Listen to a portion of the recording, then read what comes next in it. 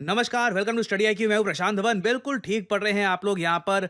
Life in space, इधर आप देख पाओगे आज के समय इसरो का जो ये सेंटेंस है ना, ये पूरे भारत में लोग सेलिब्रेट कर रहे हैं क्योंकि पहली बार इतिहास में इंडिया ने कुछ बीज धरती से अंतरिक्ष में जर्मिनेट किए हैं। यहाँ पे आप देख पाओगे live sprouts in space says ISRO after cowpea. Cowpea आपको पता होगा, लोबिया को कहते हैं। आपने काफी बार लोबिया की सब्जी भी खाई होगी। तो काउपी के कुछ बीज इसरो लेकर गया धरती से अंतरिक्ष में। इनको फिर हमने जर्मिनेट होते हुए देखा इन स्पेस। और यहां पे आप देख पाओगे, ये इसरो की ट्वीट है, live sprouts in space. Initially हमने देखा कि जो ये बीज है इन्होंने स्प्राउट करना स्टार्ट कर दिया और इवेंचुअली हमने ये भी देखा कि पत्ते भी यहां पर उगने शुरू हो गए। हालांकि इंटरेस्टिंग बात यह है, सभी सीड्स जर्मिनेट अभी तक नहीं कर पाए हैं, एटलीस्ट जो मैं इमेज से देख पा रहा हूं, क्योंकि अंतरिक्ष में लाइफ ग्रो करना आसान होता नहीं है। आपको समझना होगा आपको क्या पान चाहिए, क्या एनवायरनमेंट चाहिए, किस तरीके से आप ये सब करेंगे। बट आपको अगर कल को स्पेस फार्मिंग करनी है, ह्यूमन बींग्स को लंबे समय तक अंतरिक्ष में रखना है, तो पौधों को साथ तो हमें ले जाना होगा। देखिए, ये बात मैं आपको बता दूं, ह्यूमन बींग्स जब भी धरती छोड़ेंगे, अकेले नहीं छोड़ेंगे। बिना पौधों के, बिना लाइफ के, जो आप सॉइल आप कह लीजिए, जिससे हमको न्यूट्रिएंट्स मिलते हैं, इसके साथ हम ज़्यादा लंबे समय तक कहीं पर भी सर्वाइव नहीं कर पाएंगे। तो ह्यूमन बींग्स के लिए बहुत इंपॉर्टेंट है कि धरती से बाहर के एनवायरनमेंट में भी, अंतरिक्ष में भी, हम ये बात लर्न करें कि हम कैसे फार्मिंग कर सकते हैं, कैसे प्लांट लाइफ को ग्रो कर सकते हैं। तो उस केस में आप अगर देखें तो जो ये एक्सपेरिमेंट है ना, ये ऐतिहासिक है, इसलिए कहा जा रहा है हर जगह इसरो मेक्स हिस्ट्री। और अगर यहाँ पे आपका सवाल ये है कि इसरो तो हिस्ट्री पे हिस्ट्री बनाता जा रहा है, ये तो हिस्ट्री के नए चैप्टर लिखे जा रहे हैं, क्योंकि अभी रिसेंटली हमको याद है कि स्पार्टक्स मिशन इसरो ने लॉन्च किया था। मैंने इस पर वीडियो भी बनाई थी, मिलियंस ऑफ लोगों ने ये वीडियो देखी थी। नाउ अब अगला क्वेश्चन यहाँ पे आपका ये आएगा, क्या ये करने वाला भारत दुनिया का पहला देश है? तो इसका आंसर है नहीं। हमसे पहले बहुत से देश ये कर चुके हैं। एक्चुअली यूएसएसआर पहला देश था जिसने अंतरिक्ष में प्लांट्स ग्रो किए थे। बट आप अगर इंटरनेशनल स्पेस स्टेशन देखो, जर्मनी के बहुत सारे एक्सपेरिमेंट्स देखो, चाइना के एक्सपेरिमेंट्स देखो, तो दुनिया इस मामले में बहुत आगे निकल चुकी है। जो मैंने अभी फंडामेंटल बात बोली है कि बिना पौधों के, बिना आप कह लीजिए वेजिटेटिव लाइफ के, इंसान अंतरिक्ष में सरवाइव नहीं कर पाएंगे, कहीं भी सरवाइव नहीं कर पाएंगे। हम जहां भी जाएंगे, हमारी टेक्नोलॉजी वगैरह वो सब तो जाएगी, मगर ये जो हरे पत्ते हैं ये भी साथ होने चाहिए अगर लंबे समय तक लाइफ को सस्टेन करना है। तो इसलिए इंटरनेशनल स्पेस स्टेशन में और वेरियस और स्पेस के एक्सपेरिमेंट्स में हमने ऐसे दृश्य देखे हैं। यहाँ पे आप देख पाओगे, ये इंटरनेशनल स्पेस स्टेशन का दृश्य है। यहाँ पर स्पेस फार्मिंग ये लोग इस तरीके से करते हैं। ऑब्वियसली आप देखोगे जो इंडिया का एक्सपेरिमेंट है उससे काफ़ी एक एडवांस लेवल पर ये सब ये लोग कर चुके हैं। काफ़ी बार ये लोग सब्जियां उगा चुके हैं अंतरिक्ष में।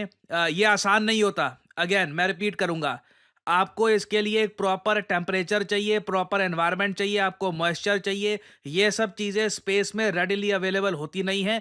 तो यहाँ पर भी आप देख पाओगे इंटरनेशनल स्पेस स्टेशन के अंदर इन्होंने स्पेशल चेम्बर बना रखा है, वहीं पर ये वेजिटेबल्स ग्रो कर पाए हैं। अगर रैंडमली कहीं पर भी इन्होंने ट्राई किया ग्रो करने का, it will not work. There is a reason human beings को बहुत लंबे समय तक वेट करना पड़ा स्पेस प्लांट हैबिटेट को बनाने में। तो अभी हमें भी टाइम लगेगा ये टेक्नोलॉजी समझने में कि मास स्केल पर कैसे वेजिटेबल्स हम ग्रो कर सकते हैं इन स्पेस। और आप एक सवाल पूछोगे, अगर हम अंतरिक्ष में ग्रो कर सकते हैं प्लांट्स, तो कल को तो मून पर, मार्स पे, हर जगह हम उगा सकते हैं ये सब चीजें? नहीं, बहुत मुश्किल है। अगेन आपको एक बात बताता हूं, 2019 में ना ये आर्टिकल पब्लिश हुआ था। चाइना ने चैंगी 4 मिशन लैंड किया था मून के सरफेस पर, और लोगों ने देखा था कि उस वक्त चाइना ने इनिशियली क्लेम किया कि ये पहला देश बना है जिसने कॉटन सीड को जर्मिनेट कर दिया है मून पर। मतलब कि पहला प्लांट मून पर चाइना ने उगा दिया है। मगर जैसे ही इन्होंने कोशिश करी कुछ ही समय में, क्योंकि मून में देखिए एनवायरनमेंट इतना मुश्किल है ना, इतना हार्श एनवायरनमेंट है कि कुछ ग्रो कर पाना ऑलमोस्ट इम्पॉसिबल ही है यहाँ पर। बहुत ही जल्द चाइना का जो ये कॉटन प्लांट है ये फेल कर गया और चाइना का एक्सपेरिमेंट असफल रहा। बट ह्यूमन बींग्स कोशिश करते रहेंगे अंतरिक्ष में, मून पर, मार्स पर, हर जगह वेजिटेशन ग्रो करने की पूरी कोशिश करेंगे। क्योंकि अगर जेन्युइनली ह्यूमन बींग्स को एक इंटर प्लानिटरी स्पीसीज बनना है कि हमारा बेस सिर्फ एक प्लैनेट पे ना हो, हम कई प्लैनेट्स पर हो, तो उसके लिए ये जो टेक्नोलॉजी है ना, इसे परफेक्ट करना बहुत ही इंपॉर्टेंट होगा। अब यहाँ पे आप एक अगला सवाल ये पूछ सकते हैं कि मगर इसरो ने ये वाला एक्सपेरिमेंट लॉन्च किया कैसे? अभी तो हम स्पैडेक्स मिशन के बारे में पढ़ रहे थे, तो ये सब कब हो गया? समझाता हूँ आपको, सब कुछ हो जाएगा क्रिस्टल क्लियर। नाउ इधर आप देख पाओगे, ये है इसरो का पीएसएलवी रॉकेट। नाउ इस रॉकेट की 4 स्टेजेस हैं। ये रॉकेट हमने 30 दिसंबर को लॉन्च किया था। नाउ जो ये पहला जो यहाँ पर स्टेज है ना, ये जो स्ट्रैप ऑन बूस्टर्स है, फिर यहाँ पर स्टेज 1, ये जो हिस्सा है, ये अपना काम करके थ्रस्ट देकर ये टूट के धरती पर वापस गिर जाता है। फिर ये सेकंड स्टेज है, ये भी थोड़ा सा और पुश देती है और थ्रस्ट देती है। फिर ये हिस्सा भी अलग होकर रॉकेट से धरती पे वापस गिर जाता है। फिर इसके ऊपर वाला थर्ड जो फेज है, ये भी गिर जाता है। जो फिर फोर्थ फेज है ना, आखिरी पार्ट है इस रॉकेट का, ये अंतरिक्ष में रहता है स्पेस जंक बन के, क्योंकि ये वापस धरती पे आ नहीं पाता है जब तक ये ऊपर पहुंचता है अंतरिक्ष में। इट इज सो हाई कि इसको धरती में वापस आने में बहुत टाइम लगेगा। नाउ यूजुअली क्या होता है कि हम जो ये ऊपर वाला पार्ट है, लास्ट पार्ट, इसको अंतरिक्ष में छोड़ देते हैं और इवेंचुअली कुछ सालों बाद ये धरती पे आके किसी ओशन में क्रैश कर जाता है। मगर इस पर्टिकुलर केस में हमने क्या किया कि ये जो आखिरी पार्ट है ना, यहाँ पर एक आप कह लीजिए इसरो की एक लेबोरेटरी बना दी जो स्पेस में रहेगी, जिसमें बहुत सारे एक्सपेरिमेंट्स होंगे। और इस एक्सपेरिमेंटल एरिया मॉड्यूल को नाम दिया है POEM, पोएम फॉर मिशन। इसमें बहुत सारे एक्सपेरिमेंट्स हैं, यहाँ पे आप देख पाओगे। ये सारे एक्सपेरिमेंट्स हम अंतरिक्ष में लेकर गए हैं। ये सभी एक्सपेरिमेंट्स अपने अपने तरीके से साइंस एंड टेक्नोलॉजी को एडवांस करने की कोशिश कर रहे हैं, बट जो सबसे इंटरेस्टिंग एक्सपेरिमेंट जिस पर सबकी नज़र थी, वो था बायोलॉजी का एक्सपेरिमेंट, कि क्या हम यहाँ पर लोबिया के जो बीज हैं इनको जर्मिनेट कर पाएंगे इन स्पेस। कई कंट्रीज ये कर चुके हैं, इसरो भी काफ़ी हद तक कॉन्फिडेंट था, और जो रिजल्ट सामने आया है, दिस इज वेरी पॉजिटिव। और अगर हम बात करें इस मिशन के स्पेसिफिक नाम की, जो ये हमने जो सीड्स हैं जर्मिनेट किए हैं, लाइफ उगाई है अंतरिक्ष में, ये पहली बात तो मिशन है VSSC का, विक्रम साराभाई स्पेस सेंटर का।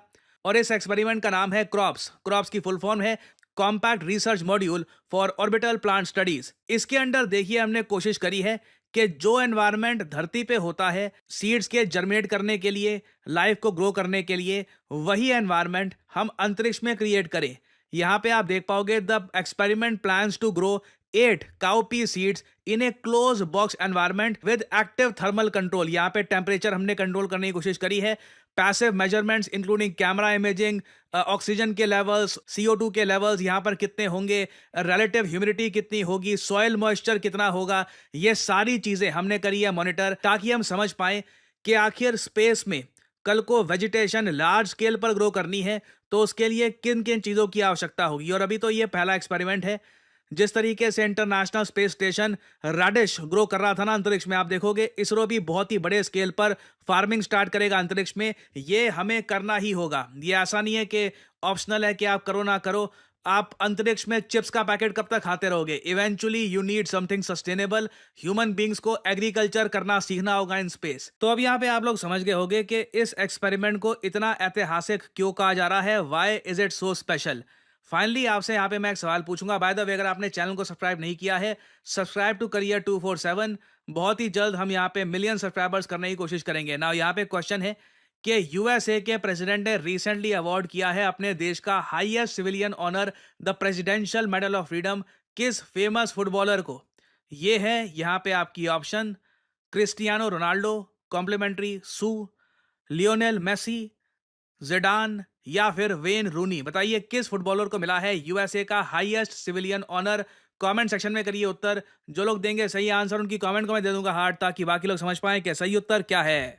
और फाइनली आप लोगों के लिए एक बहुत ही इंपॉर्टेंट मैसेज। अगर आप सोशल मीडिया पर मुझसे जुड़ना चाहते हैं ताकि मेरी वीडियो शॉर्ट्स की नोटिफिकेशन सबसे पहले आपको मिले, तो इसका बेस्ट तरीका है मुझसे जुड़िए टेलीग्राम और इंस्टाग्राम पे। मैं x.com ट्विटर पे नहीं हूँ, मेरा कोई अकाउंट नहीं है वहाँ पर। और यहाँ पे आप देख पाओगे वीडियो के कमेंट सेक्शन में पिंड आपको मिल जाएगा ज्वाइन प्रशांत धवन सर्च टेलीग्राम चैनल। यहाँ पे आप करोगे क्लिक तो आपके सामने ये लिंक आ जाएगा। अगर आप मोबाइल फोन पे हैं तो आराम से टेलीग्राम ऐप ओपन हो जाएगी और यहाँ पे आप मेरा जो टेलीग्राम चैनल है ये कर सकते हैं ज्वाइन। ऑलरेडी यहाँ पर 1,60,000 से ऊपर लोगों ने ज्वाइन कर रखा है।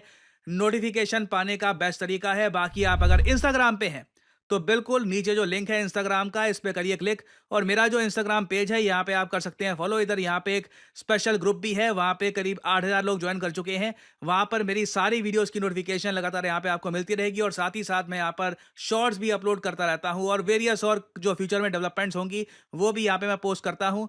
तो follow me on social media. So इसी नोट के साथ ये है वीडियो का अंत। Thank you for listening and I always say may the gods watch over you.